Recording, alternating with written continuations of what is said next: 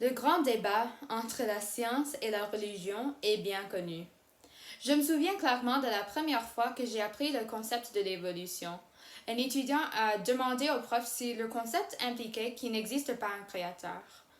Mon prof n'a rien dit, sauf que, tandis qu'on peut voir l'évidence scientifique avec nos yeux, on n'est pas capable de voir un Dieu physique. Mais est-ce que cela représente l'opinion de tous les scientifiques?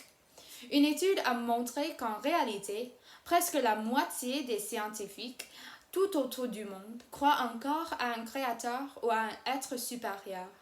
Dans quelques pays comme le Taïwan et l'Inde, le ratio des scientifiques qui croient en Dieu même dépasse le ratio d'athées dans la population générale. Alors, qu'est-ce qui convainc ces scientifiques de l'existence d'un créateur? Moi, j'étais curieuse, donc j'ai décidé de faire plus de recherches et mes conclusions m'ont fascinée. Premièrement, j'aimerais que vous imaginez maintenant un gros panier rempli de blocs de lettres de A à Z. Par accident, les blocs se renversent partout sur la table. Mais par chance, ils se rassemblent eux-mêmes pour former une encyclopédie complète. C'est un peu irréaliste, non? Mais savez-vous que la probabilité que cette illustration devienne la réalité est égale à la chance que les molécules inanimées se rassemblent par chance pour former une simple protéine essentielle pour la vie? Oui, cette probabilité a une valeur d'1 suivie de 40 000 zéros. C'est considéré mathématiquement d'être impossible. En plus, ces scientifiques citent la probabilité qu'une cellule simple se forme par chance. Une cellule a besoin de plusieurs mécanismes simultanément pour qu'elle survive. L'information génétique, un mécanisme pour se répliquer et une abondance de machines pour fabriquer des molécules, faire du transport, utiliser de l'énergie et ainsi de suite. Mathématiquement, on a besoin de trop de chances aléatoires pour que tous ces mécanismes se rassemblent spontanément. Une logique similaire s'applique aux mécanismes et parties complexes, précises et efficaces qui se trouvent dans les êtres vivants, ce qui convainc plusieurs biologistes de l'existence d'un créateur. En particulier, un professeur émérite des mathématiques à l'université Cornell, une école d'Ivy League, ne croyait pas dans un créateur auparavant, mais plus tard, il a changé d'avis. Pendant son emploi, il faisait des recherches mathématiques dans le domaine des génétiques.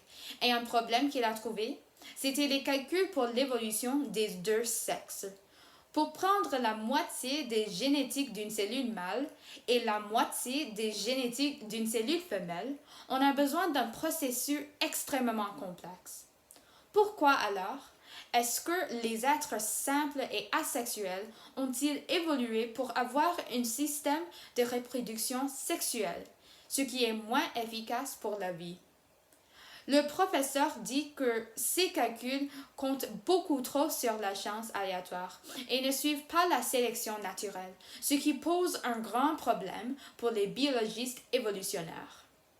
Mais au vu d'ensemble, pourquoi ce sujet est-il pertinent?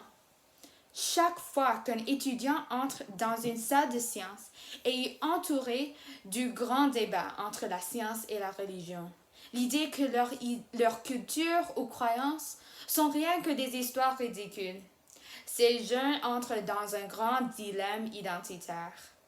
Est-ce qu'on doit abandonner les croyances pour être un vrai scientifique? Au contraire, les témoignages des scientifiques montrent un fait. Le débat entre la science et la religion, c'est pas universel, et la découverte scientifique, elle continue toujours. J'espère que dans l'avenir, on peut encourager plus de discussions transparentes et ouvertes quand ça vient à la science et à la religion. Les jeunes enthousiastes d'aujourd'hui seront les scientifiques, les docteurs, les inventeurs et les découvreurs de notre prochaine génération.